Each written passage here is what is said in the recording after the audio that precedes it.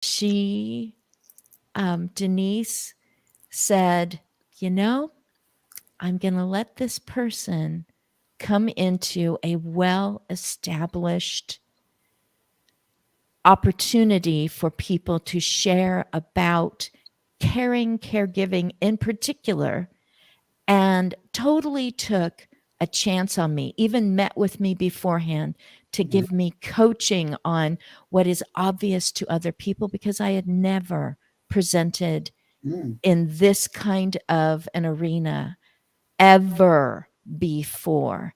And everyone that says, you know what, we're going to give them a chance is light years beyond the person who just goes, nope, out of here because, I only go for, the tip top of the, what do they call it? The best of the best of the best. And she said, let's give her a swing. And that was huge encouragement for Mm. me. That's Thank great. you so much, Denise. Where are you, Denise? Where are you geographically? Chicago. Okay. And Christine, I'm where are you? so happy to hear that story because I just want you to know that you are the best of the best. I have not even gone back to see it. I couldn't. I couldn't go back and see it because it was so frightening.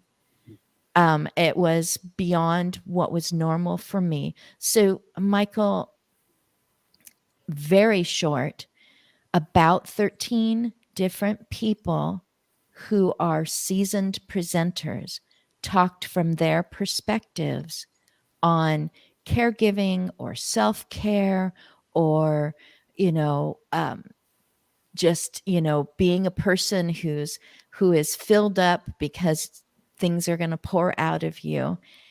And I had told my husband, I'm going to go for it. They won't choose me, but I'm going to go for it to try to build up my own courage to present what I thought was a missing gap Hmm. in all those expert, life coaching, consulting, etc. Yeah. And it has the results from that have gone very exponential, and I'm grateful that she took the time ahead of time to help me to refine, and I continue to do that. But Mhm. Michael, where are you geographically? I am in Baltimore. Baltimore, which is Oh, really, wonderful. well, it's a nice day in Baltimore. It's in the 60s, and it's like a great day to be outside. So I just Wow. was, so I could do that. Yeah, yeah. That was interesting what you said. One of the things I find is as we get older, we become more risk averse because we've failed and Mm. we've had painful things happen, and so what I'm a believer that once a year. You need to do something that both excites you and scares you out of your mind. And the reason to do that is because otherwise, what happens is your comfort zone becomes ever shrinking. You want to do the same things in the same way and sit in the same place and be around the same people. And so, if you don't do something to mix it up, then what will happen is the deal I believe is that if there's no risk, there's no growth.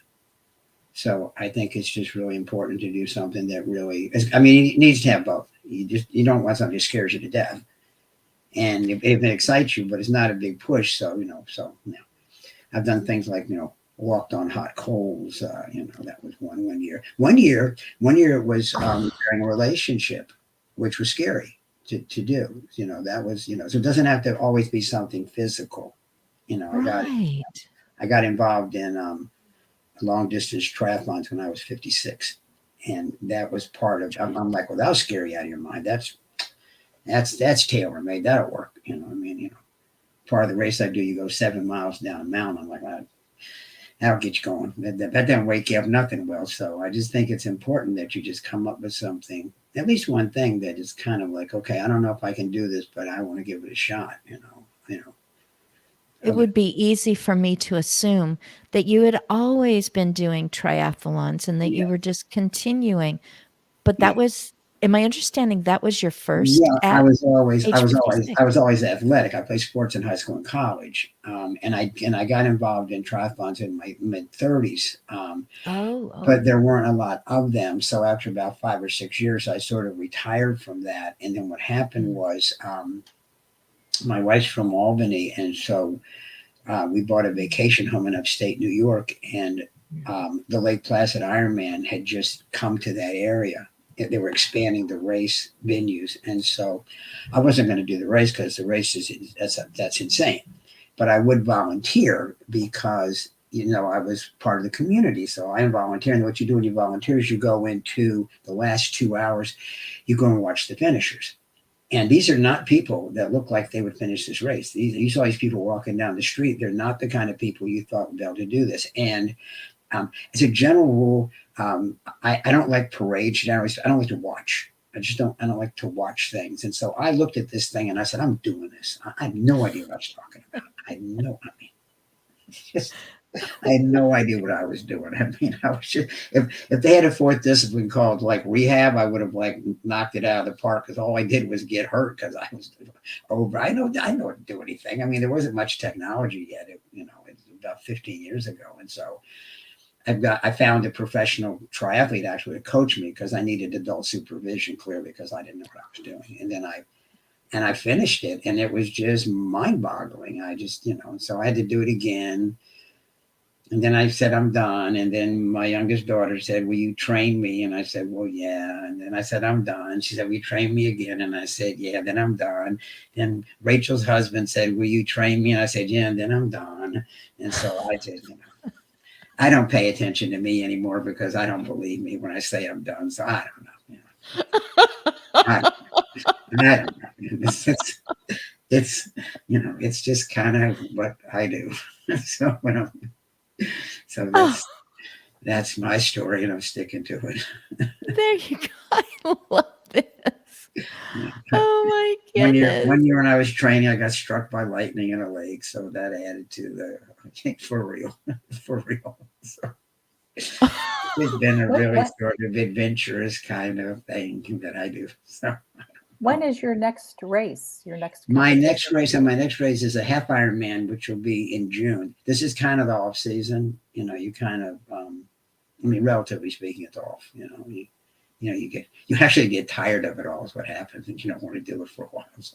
So it's off season, and then I'll most likely do Ironman Lake Placid. I'll probably do my last one because it's just I'm going to be 73, and it's just the shorter races are. It's a lot. It's a lot. It's a long day. It's like 17 hours. So it's a lot to do. So I think that's probably what I think that'll probably be my farewell to that part. And I'll just, you get older and you try to just figure out new kinds of ways. I think you get older, you figure out new ways to reinvent yourself. So I'm just sort of like it's interesting. Rachel gave me a book, our daughter, and it was one of these things where it's a dad book to fill out for your kids. What did you do? What you when you were a kid? It was one of those kind of things. And one of the things she said is, what kinds of things you're looking forward to doing now? And I said, I don't like reinventing myself. I said, I don't know. But I don't really have anything right now. I'm just trying to figure out what I do next because I'm just, I've done that 3 or 4 times. So it's just another, you done that, Denise? Has that happened to you? Well, That, yeah. yeah. Oh, go ahead, Christine. Go ahead. No, I mean, just what you said is worth writing down and worth your kids reading. It was just like, I don't know what I'm going to do next. I like reinventing myself. It's like, yay. Yeah. Oh, goodness. Go ahead, Denise. I have reinvented myself over and over. And I started really rethinking the word starting over and that phrase because it felt like I was starting over all the time. And what I realized, honestly, just within the past couple of weeks, is starting over is just a form of continuing. Mm-hmm. So I haven't stopped. I've Yeah. started over so I can continue. And that made me feel much better. It's just another chapter in the book. Yeah, right. Or sometimes it's just another page in the chapter, depending on where you are in the Another story. sentence in a paragraph. Yeah. Yeah, right. Yeah, Yeah, it's you're a right. little bit. And Yeah. it's really just it's so important to just know starting over allows you to continue. Yeah, yeah. It's I find it's the same issue with the whole concept of retirement because the retirement has changed. The verb has changed. It used to be a moving toward verb in the 19th century. You retire to the parlor, you retire to the bedchamber. Then it became a moving away from verb. You would retire from work. And then, but people wouldn't necessarily retire to anything. What I found a lot of people would do is they would play themselves to death for like anywhere from 6 months to 18 months, and then they wouldn't know what to do. I started a business like 42 years ago. I'm unemployable. I can't actually hold a job, like not like a job. I mean, it's like, I just wake up every day and says, this is a great country. Only in America. This is great. I mean, I can actually earn a living. And so the whole concept, I never wanted to have a successful life. I mean, I wanted to have a successful career. I wanted to have an effective life. I wanted my life to work. And so I said, well, I want to do what I want to do when I want to do it. So why at an arbitrary age would I change that? I mean, I talk to interesting people about interesting things and I get paid. Why would I stop that? That's cool. I mean, I think, and what would I retire to? I mean, I have a friend who in Connecticut, and he retired. And I said, what do you do? He said, I read and play chess. I said, no, what do you do? are you like a chess master? What do you do? What do you do? I wouldn't know what I would do. I mean, I like what I do, and I just think it's, I don't know what an arbitrary age, like your favorite flavor ice cream isn't your favorite anymore. I don't know why, just because you get to a certain age. I mean, I can't imagine not doing this. I mean, like, I like to do it. I don't have to do as much as I did, but because, I don't have to pay mortgages and put the kid through school and all that kind of stuff, but I would still like to do it. Oh my goodness. Denise was brought up in a conversation yesterday. There was a group of people who converged on Roanoke, Virginia. I got to talk to one of them before she took off from my area, which is Oregon. She's just over the border into Washington. And she said, "You're not going? It's going to be like a family reunion of people who have never been in the same room before, but they have been all over working on things together. Maybe a few of them had met, but they've been on screens and they've been helping the same people, referring other people, and it's all about caregiving. It was called the colloquium, and it was a person who was born more recently than I, and her name is Kimberly Whiter, and she wanted to have more collaborations afterwards. Yes, oh my goodness. Oh, I just want to say hi to, and I can't remember if she's Sybil or Cybele, so I'll just say Cybele for now. And so she was in on the screen, and the question was asked, now that I have these experiences, these caregiving, um, expertise, or I'm blending it with my other expertise, which might be technology or interconnectedness or medical or legal or financial or whatever it is. How do we even know what to do next in this caregiving economy? And Kimberly Whiter said the word premier. The premier person to go to when you are just starting is Denise Brown with, oh, make me say it right, Caregiving Academy. No, what is it? It's the Caregiving Years Training Academy. You The were Caregiving spot on. Years. Caregiving Years Training Academy. And then there's Robin Weeks of My Pivotal Point, and she's just like taking up the, yes, yes, you want to go to that. And she gave a history of what she knows of Denise Brown, where she's come from, what she's doing now, and talking about, certified consultant, and all these words are just flying back and forth. And I'm just sitting there going, and I get to be on screen with her tomorrow. She's so important, and I get Oh, to hang with her. oh, that's so lovely. I appreciate those shout outs. Yes, That's awesome. Robin has gone through the training program. She's one of our certified caregiving consultants. exactly. And it is more than just saying nice things, because these people are, what would be the emotional word for, I have to do something about this.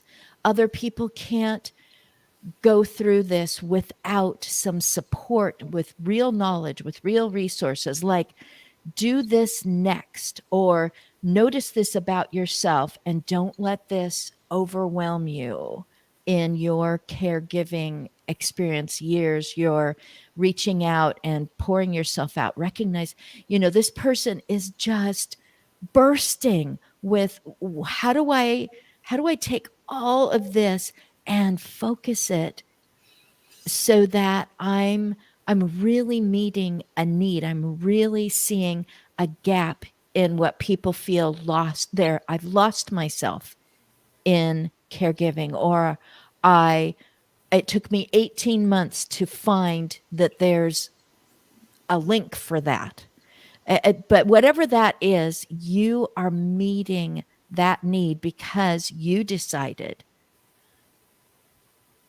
this something good has to come out of what's going on. So, I'm just pouring, I'm just gushing all over you. Tell Michael about the caregiving year. I mean, what is it? Like a person goes, okay, so I click on this. What am I going to see? What's going to come at me? What's available?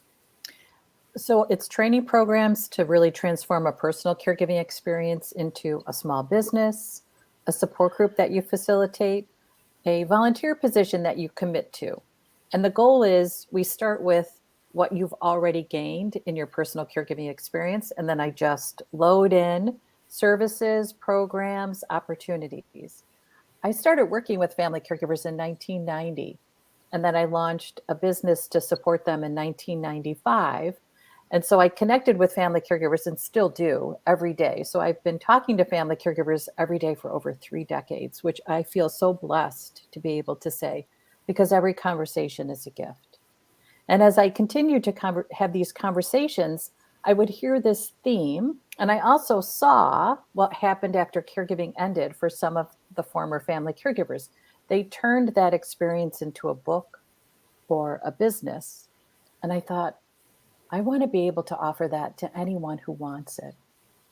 I watched a virtual meeting where a former family caregiver talked about how terrible he felt about this knowledge base he had amassed, that he had nothing, nowhere to put into the world for others to take advantage of.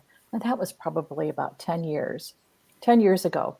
And then in 2015, after I'd been up all night taking care of my dad, I was literally asleep on the couch. Someone I didn't know called and said, I just read your 6 stages of caregiving concept. I want you to teach me how to deliver it as a workshop. I thought, okay. So it was a concept I had developed in 1997, really tweaked and revised and changed and updated over the years. And after this conversation, I thought, wow, what could I do with this concept? So I actually turned it into a coach training program that leads into an educator training program so that you can deliver this concept online as a workshop in your community. And so the program, the Certified Caregiving Consultant Training Program, launched in January of 2016. So I had already gone through life coach training in 2004. So I was having these ongoing conversations with family caregivers. I had an online community, I had online support groups, and I really wanted to deliver the best experience. I'm a writer. I'm not a social worker. I'm not a nurse. I just was so compelled by the stories of caregiving. That's what drew me into the space. So I went through life coach training because I wanted to bring the best strategies I could into a conversation with people in pain. It's a painful experience. So I used some of the skills from life coach training, integrated into the CCC program, and then over the years have really just expanded it and added more content. So for instance, now we have the 6 caregiving stages, but we have the 12 caregiving fatigues, which is about compassion fatigue during a caregiving experience. And now we have the 17 caregiving systems. So during a caregiving experience, a family caregiver navigates, manages, and advocates within at least 12 of the 17 different caregiving systems. The family caregiver is the only one who interacts with all of them. And so part of the training is to really support that family caregiver when they've had a terrible day and they're trying to figure out, why is this so hard? What am I doing wrong? So the consultant says, oh my gosh, you are not doing anything wrong.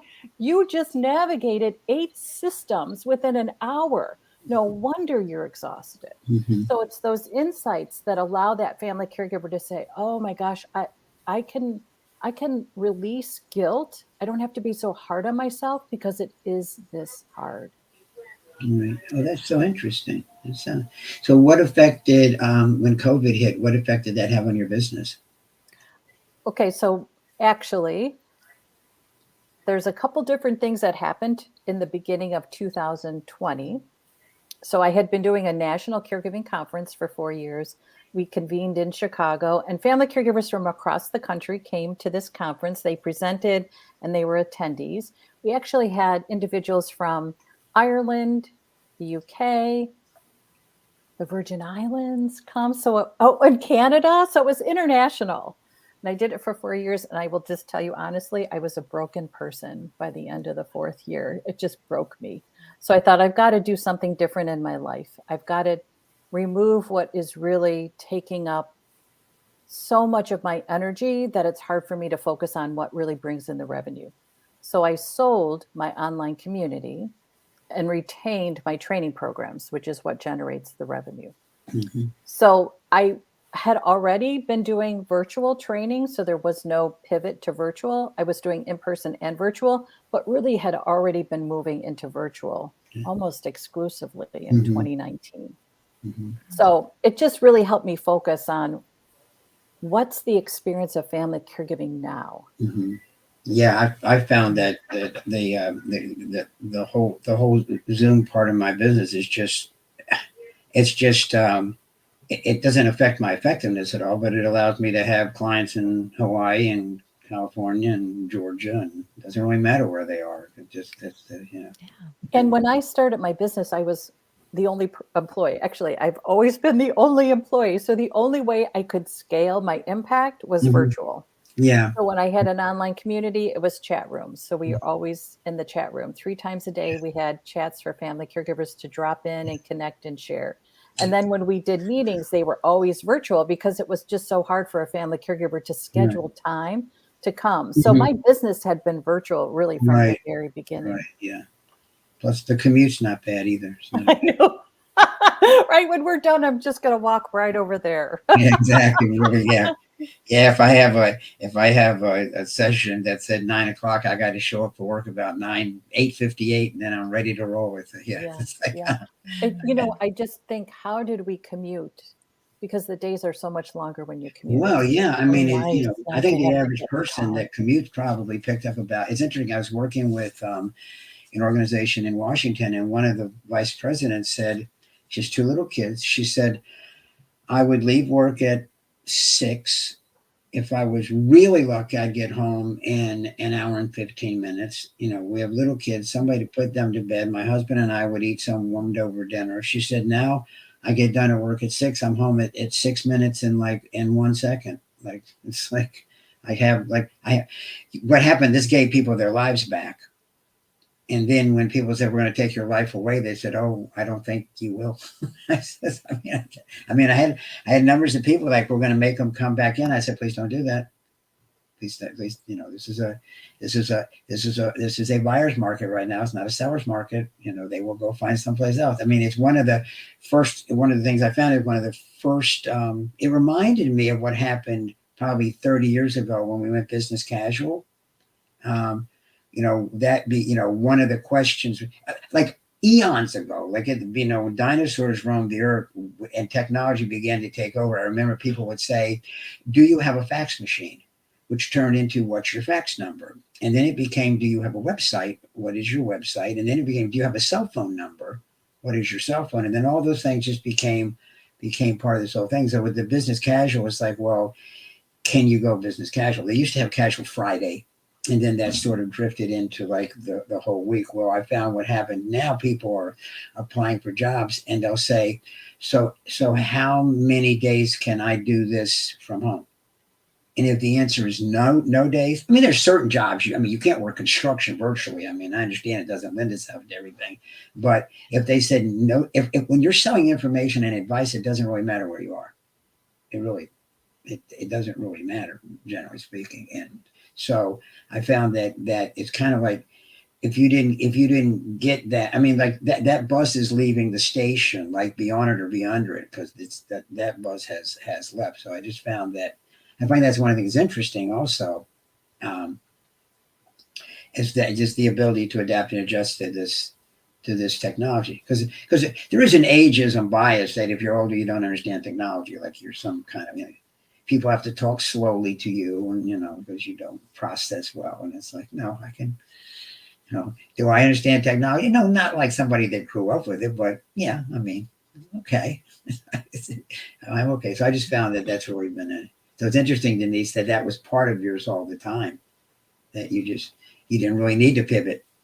As a business owner, I'm always asking myself, how do I scale? And I'm Mm-hmm. always looking for ways to scale. Mm-hmm. And it could be a system, it could be a process, it could be technology. Right. I always want to scale. Right. Yeah. That's a great question. Yeah. Be able to answer yourself. Wow. Yeah. When Victoria tuned in today, and she is from Texas, I believe. I don't know that she expected that she was going to get some really good business advice. Russ did, because Russ has already met Michael probably more than once because of their online interactions. But Cybele, I imagine her drinking this in. This is so important because so many people give away. You talked about the gentleman who amassed all of that, and he can choose, I'm going to volunteer all this information, but it costs money to package it up. Denise, you've been talking about the 17 these and the 8 of those.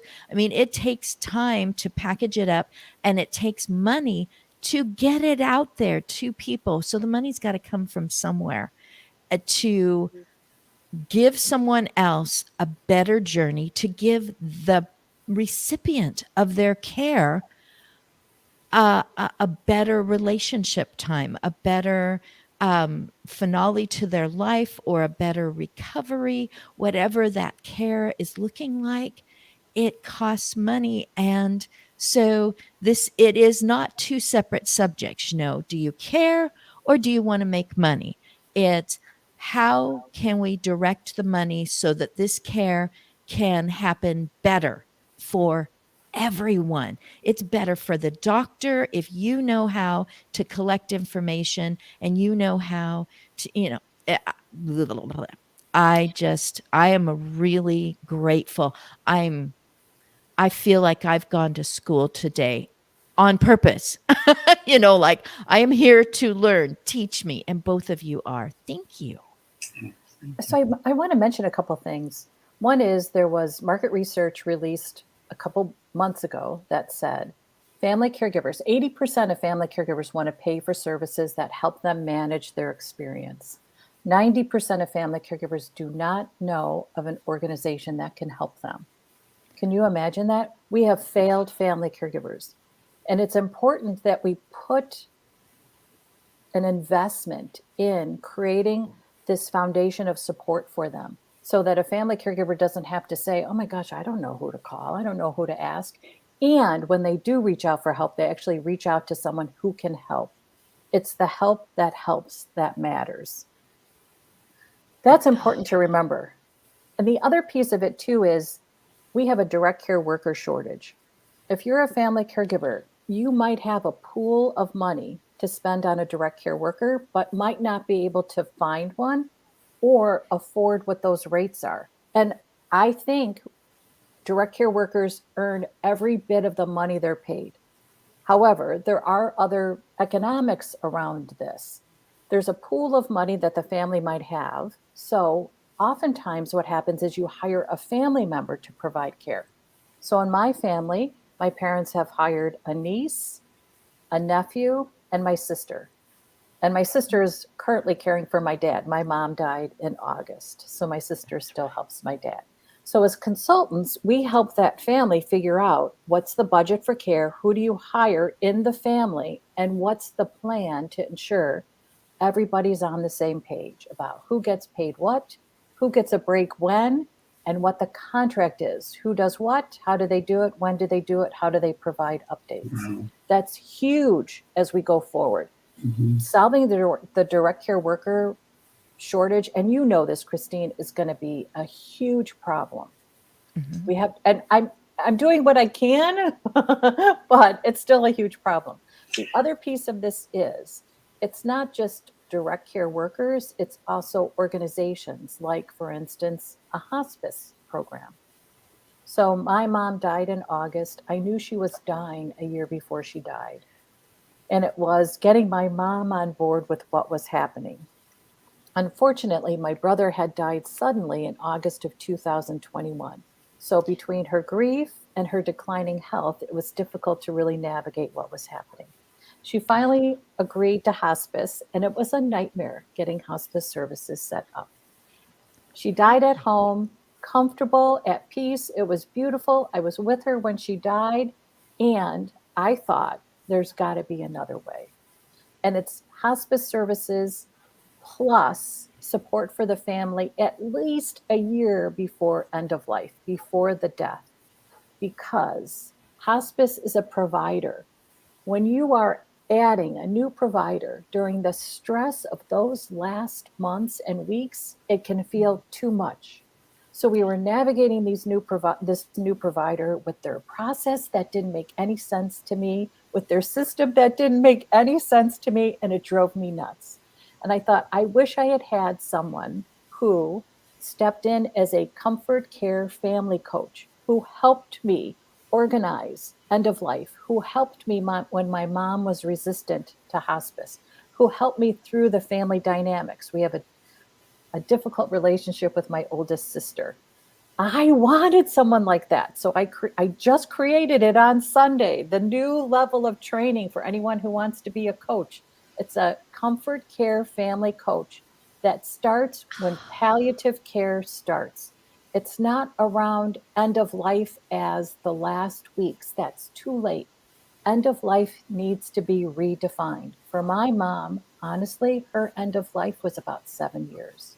But her very significant end of life was her last year. And we need to step in and help family caregivers during that really tender time because it's so much. And if you think about navigating 17 different systems when your family member is dying, what a nightmare. What a nightmare. No wonder people are coming out of their caregiving experience absolutely depleted. For myself, my body hurt, literally hurt up until just a couple weeks ago. Our pocketbook hurts, right? I mean, I did what I could with my business, but I felt like, I could really see that it was impacting. But you know what? I knew my mom was dying. I knew where I needed to be. I knew what my priority was. And I think it's so important that we help family caregivers throughout the 6 stages, and especially when they are moving into the transitioning stage, which is about the death, about the significant change. When you were saying that, Denise, that it made me think a little bit. One of the things I do in my business is succession planning, and most organizations have two strategies of succession plan. The I don't want to talk about it, and the I'm not going to die. That's the two strategies most people. I work a great deal with privately held family-run businesses, so running a business is tricky, and being in a family is tricky. So this is kind of like tricky squared. So, to your point, Denise, one of the things I have people that I just finished with a client, and it was a 10-year succession plan. It started 10 years ago, but long before he was going to leave. But it didn't happen. By the time it happened, it had been so well planned, and the organization was so well prepared that that tree fell in the forest and made no noise. There were the kind of things that normally happen, So he would leave. Actually, it was it's I think it's about 17% of businesses make it to the third generation. Unless you're Amish and have like 800 kids and they want to work in the business and you want them to work there. There's all kinds of dynamics going on. Then you oftentimes will hire outside. Number one. Number two, there are people in the business that had actually had a meeting with themselves and they had anointed themselves your successor. You didn't actually know that because they hadn't decided. And then they inform you they're ready to take over, which you never invited them to do. And so this was a very interesting process where he had some older, he had been married twice, so he had younger children and older children, and as often happens, and this can happen in any kind of succession. There are people that don't want to be involved, and there are people that they have certain abilities to be involved. And so in this particular case, there were three older children. One had no interest in the business. Two of them did. One of them that had the interest didn't have the ability. But then there's this other one. And we kind of looked at her and we said, oh, she's interesting. Let's give her something to do. And every time we gave her something to do, she would knock the cover off the ball. And she was we just kept giving her more and more and more and more than we gave her. And it's like, well, I think we found a person, but it took a long time. And we did it when there was no stress. He was running the business day in day out. There was no big deal. So, it kind of reminded me, Denise, about what you said about end of life is that, so now that we're under all these stress, let's try to make major life altering decisions. That clearly puts people in a reactive state. And I find that there are three unresourceful states. One is when you're angry, another is when you're frightened, and then the other is when you're fatigued. And so when people try to make decisions that way, they don't make good decisions because they're not. Talk with you're not trying to catch the ball with one hand tied behind your back. You're trying to catch with two hands tied behind your back. And it's a little, and when the crisis comes, it's oftentimes, sometimes you can't do anything about it. It just happened, and there was a tragedy or there was an accident. You can't do anything about it. You didn't anticipate it. The person was young. It was there. We just went to a funeral of a friend that was 69 years old. She was fine 2 weeks before. They don't know what it was. I don't know if she had a reaction to a shot. They don't know what happened. And then within 2 weeks, she went from healthy to not here. And one of the things that her three daughters said at the funeral is, don't wait until now to try to figure this out. This is just too much. You're drinking out of 3 fire hydrants. This is just don't know. And you have to wonder how much of that fell on deaf ears and how much, oftentimes when something happens to somebody else, I equate it to you're going in the southbound lane and you see an accident in the northbound lane. Within about 5 seconds, the following conversation took place. Oh my gosh, I'm glad it wasn't me. What exit am I getting off? It's not that you don't care, but it didn't affect you directly. And so, if you wait till it affects you directly, I find it's late in the day. I don't know, Denise. That just kind of makes me think about that. I love that. I love that. And you know what happened in my family? Because I knew what was happening. I started talking about funeral plans with my parents long before anyone thought it was appropriate. 6 months before my brother died, I said at a family get together, okay, mom and dad have said they want to be cremated. I'm going to the cremation society. Who would like to come with me? And my younger sister was like, she said, do we need to talk about this now? And I said, we're all together. It's important everybody understands. I don't want to be the only one that holds this information. Yes. They were like, oh, forget it. Right. So I went to the cremation society. I got everything organized. But you know what happened then? My brother died suddenly. My sister-in-law had a nightmare trying to actually organize the service. He died at home, which meant the medical examiner took him to have the autopsy. We had to wait for his body to be released. It was a nightmare. And after he died, my younger sister said to me, oh my gosh, I get now why you were asking this. I get why we need to know this. Yeah, I Yeah. think it's also, I think it unwittingly what happens is, so as far as we know, we're the only animal that knows it's going to die. We don't know any, we're the only animal that knows it's going to die. And so we start this game, this denial of death, which it starts, as long as you can double your age, you can get away with it. But then at a certain point, look, like I'm not living to 150. Okay. That game's up. I haven't been able to play that one for a long time. And then what happens is I find that our children will basically deny that, like Rachel's, my dad is so fit, and it's like, like, well, I'm fit for 72, but I'm 72. Okay. Yes, I am. And yes, I am super fit because I have to, I do this all, nobody has to be this fit. I have ulterior motives. I do something where I need the fit, but I'm 72. I mean, look, if you hit the lottery, and you live to be 100 and you have all your marbles, that's 1,200 months. That's it. That's you get 1,200 months and then you're done. So it's like I look at this thing and I think part of the problem, and Denise, you would be able to speak to this better, is that, well, they're not going to die. I'm like, yeah, I am. I hope no time soon. I mean, I don't want to go anywhere. This is, I have a friend that's almost 90. He said, I don't want to die. There's nothing to do. And I'm like, well, I can kind of relate to that. I'm having a good time, I hope this doesn't go. But, we had our friend that, was having a good time. And then 2 weeks later, so I don't know. But I think part of the issue is that on the one hand, you can be really, I mean, I am dumbfounded as to what your body can do when you take care of it. I mean, it really is, it's an amazing kind of thing if you care for it. I mean, it really is, it's kind of cool. I mean, what can happen. I mean, it's, this sport I'm in, they're now getting ready to have a 90 to 94 age group. They haven't got one yet, but it's next. It's a guy that's 86 years old that's done an Ironman. That's insane. It's just, you know, it's Something that I think is important to talk about is that as the family caregiver, we know what's happening. And so we're waiting for the caree to say, I'm with you on what's happening. And so that was what I was with my mom on.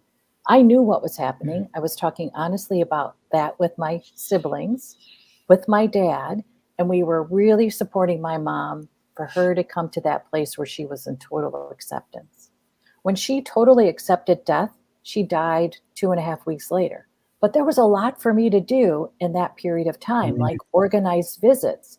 And if I had had a coach who understand what's happening, that my mom's level of acceptance is going to be different, but that's okay. I can do some things. If I had had a coach that had said, okay, your mom is going to accept that death is near, let's figure out who do you think she might want to visit? Because at that time, before acceptance, my mom was saying, I don't feel well. I don't want people to visit. But then once she accepted it, I said, do you want people to come? She's like, yeah. Okay. So then I had to organize the visits. And here's the other piece of it. If I had had a coach helping me with this, they would have said, let's organize the visits and then let's set boundaries about what happens during the visits. So for instance, my mom died on a Tuesday morning. On Saturday afternoon, we had the last visit. It was a cousin. He came and he spent an hour and a half at the end of the day. My dad and I were exhausted. And this cousin really enjoyed visiting with us, which we appreciated, but we wanted him to go. He sat on the couch and visited, and we were trying to get him to go, but he was just really enjoying the connection. And at one point, he said to me, I'm parked out in front. It's a 90-minute meter. Will they ticket me if it's past 90 minutes? I said, yes. Now they wouldn't have, They will but I tow said your yes. car And and he said, you oh will my gosh. never get it back ever again. Right. They will repo your Yes, car right on the right, spot. yes. You'll have And no it was car. right because it was 90 minutes. He's like, oh, we better go. And we said, thank you so much for coming. And then when he left, now my dad was helping me with my mom's hands-on care. My dad is 91. He was even more exhausted than I was.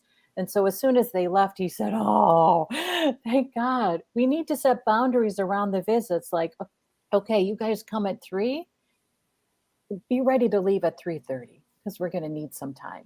It just never occurred to me that people would overstay their welcome, but they do.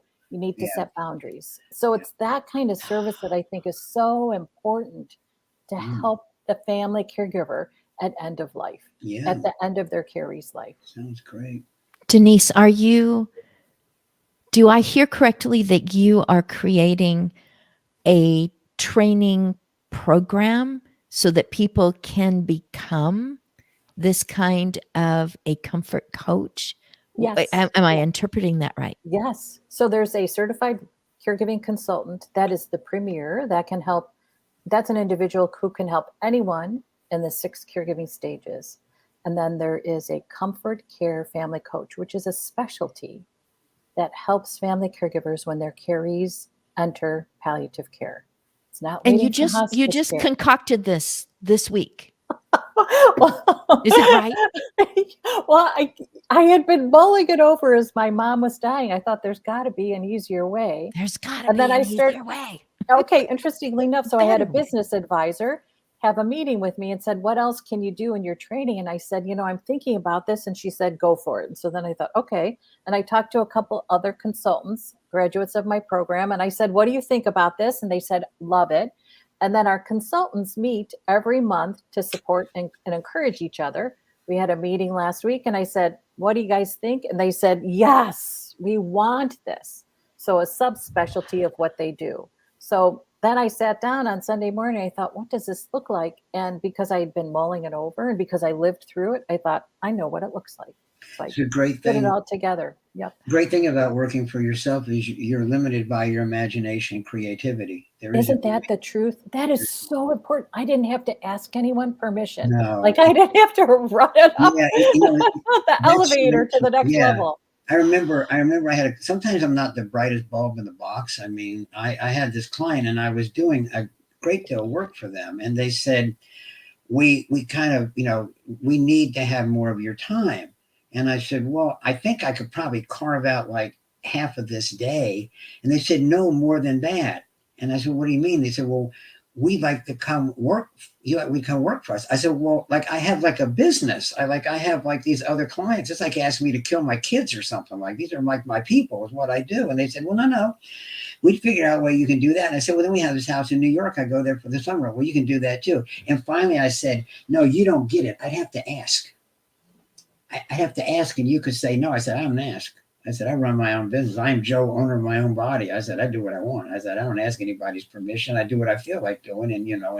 And anyway, when you run a business, there's enough nonsense to put up with. If you don't get some of the cookies, you're out of your mind. I mean, it's like, you have the power to make, Denise, you just made a command decision. Denise had a meeting and Denise said, I mean, I love my meetings. Only the people I like attend. They can be held whenever I want to. They're over when I say, and everybody loves my ideas. I think they're the best things in the whole world. I love my staff. I mean, they think all my ideas are just peachy keen. And so they just go along with it. I mean, there is an economy of movement that you're talking about, Denise, that you don't have to go through 15 layers. You don't have to get it approved. You don't have to get anybody. There's no mother may I going on here. You just have an idea and all you have to do is be able to pull it off. And then that's, Yeah. You Victoria, sound like a person. Go ahead. I just wanted to mention, thank you, Victoria, for your comment about your care for your mom. That's beautiful. Beautiful.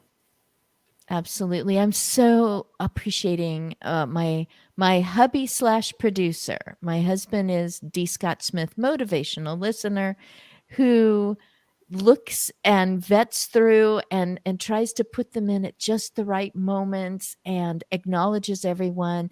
Victoria and Russ and Cybele and Lee St. James came in on this as well. So up in Saskatchewan. So we're reaching a few people this moment and reaching more people to say you're not alone. There is a better way. There's got to be an easier. Yes, there is an easier way. Michael, you've talked about pre-planning. Denise, you've talked about pre-planning. You've both done it. Michael, you sound like a person who shoots from the hip all the time.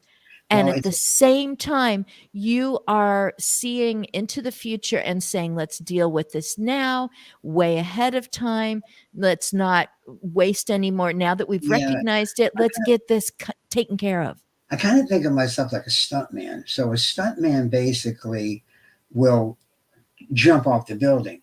But before they jump off the building, they've made sure that where they're going to land is taken care of and that they're going to be safe when they land. So I mean, I will jump out of the plane. I mean, I will make the decision, but I tend to think things out. And at a certain point, I'm like, okay, well, I don't do a lot of paralysis by analysis. I don't think myself into a stupor. I basically Ah, say, if I have an idea and I think I want to do it, well, then I just do it. I've always had what I call an interest driven business. I find things that interest me personally that I think will be interesting, and then I figure out a way to make money doing them. I mean, I would, and so what I basically do is I have an idea.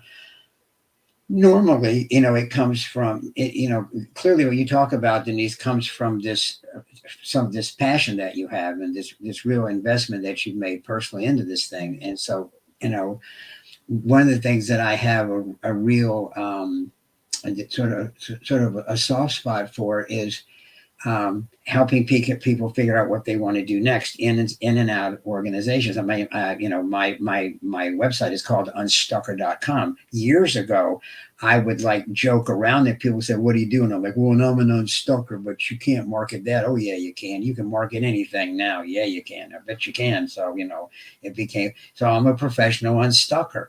Where to get people unstuck? Well, it depends. I'm a Swiss Army knife by now. I've been doing this stuff forever. So, I normally can look at something. I'm like, well, have I done that?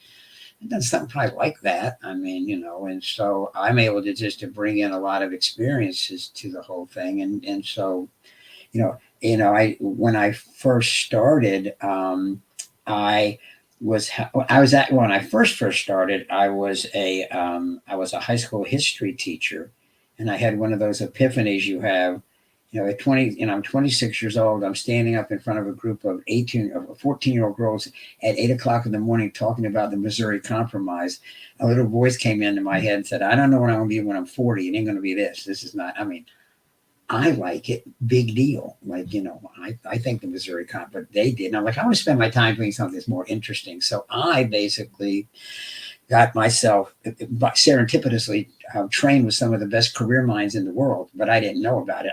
It's like I found this guy Freud and this guy Carl Jung, and I hung out with them, but I didn't know they were Freud and Jung until later. I just thought they were these guys, and it ends up I was like with the best people in the world. So anyway, I was very well trained, and I began helping high school students figure out what they wanted to do when they got out of high school. But there was not enough immediacy for that, so I moved into an adult population, and little things began to happen. I'm working with somebody that's trying to figure out what they do, and they said, "Well, it's hard for me. I don't know how to deal with the time wise because after work, I don't have time after work to then go do this." And I said, "Well, that's a time problem. I'll go learn about that. I'm a teacher, you know." So I got a wild hair about time management. Then the next thing you know, I'm talking to people with that, and I'm like, "Oh, that's not the problem.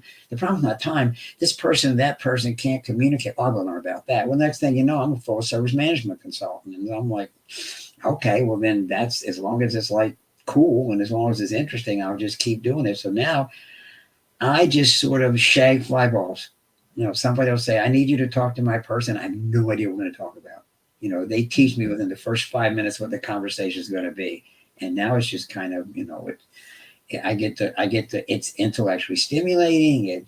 I know how to do it. I like it. And so and it sounds to me, Denise, like you just continue to evolve into these areas where you see a need. And you're like, well, I'll just add that. Because why? Because I can. That's why. Because that's what I'm going to do. And it just, you get to, and that's part of what makes it fun. From the business standpoint. Yeah, absolutely. And the other piece of it too, Michael, is that people are always going to tell you, you can't market that. Oh yeah. Oh yeah. You're like the best ever. And that like oh yeah, I love that the best. Here's my response to that. Maybe I can and maybe I can't, but not because you said so. Now I wouldn't say that out loud because that's rude.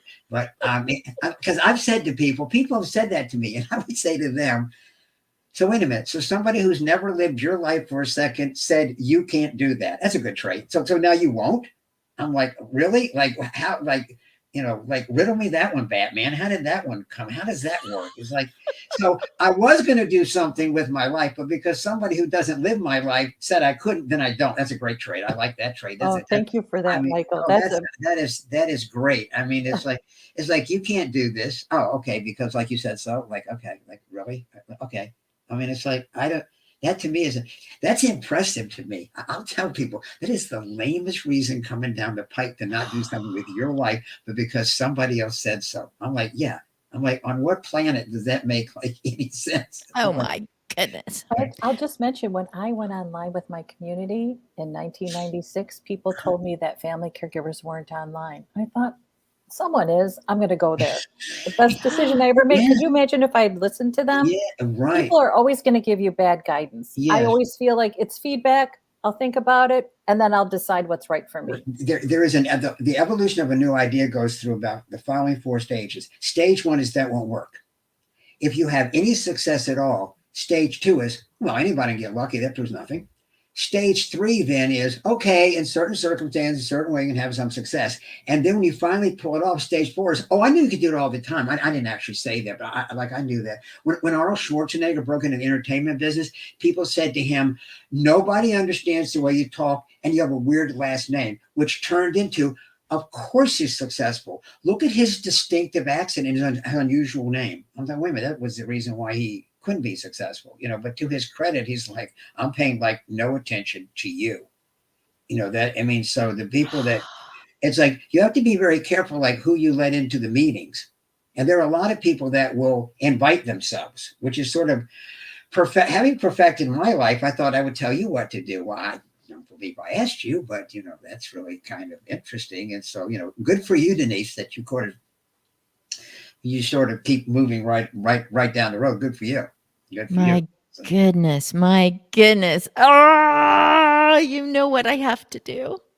I have to release my husband to the other stuff that he has to do because he's the one that's pulling the levers and making this happen. He's going to throw a banner across here in 5 seconds.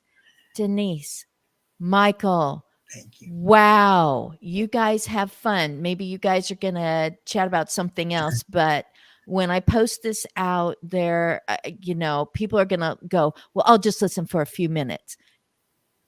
And it's been like 56. 7. So, I'll just hear a little bit of it. And it was like, oh my goodness. Oh, that was good too. I didn't know they were going to talk about. Oh, you guys, I am so glad that you both have heard someone say, but you can't. And that wasn't a stopper. That was like the force that made you go, then I'll find it and I'll make it, not to prove them wrong, but because Yes. I can, because and I'm going to find it. And I'm so glad that you two help others to know that you can find someone else who will go, that's really interesting. Run with that. And I have found that not only in you, but some others. So I'm just going to sign off with saying, find someone who says, that's interesting. I'm going to watch when you create that thing that someone else said, it can't be done. Thank you. Thank you so much. Thank you, bro. Appreciate all that you've said.